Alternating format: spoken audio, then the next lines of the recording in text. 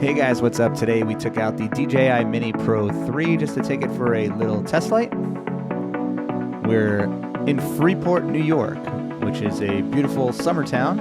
A lot of the boats, as you can see, are covered, but the water is absolutely glass on a beautiful sunny day today. In front of you on the left and right, you can see two large canals where we take the boats down. One goes right to the ocean, that's to the right, and one goes out to the bay to the left. And we're shooting into the sun here with the Mini Pro.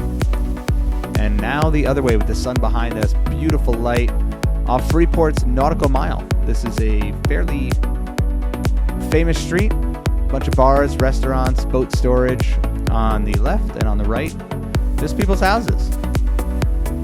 Really nice day to get the Mini Pro up in the air.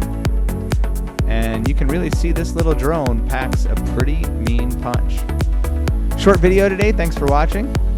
Please subscribe, and I'll see you next time with some more content. Thanks, guys.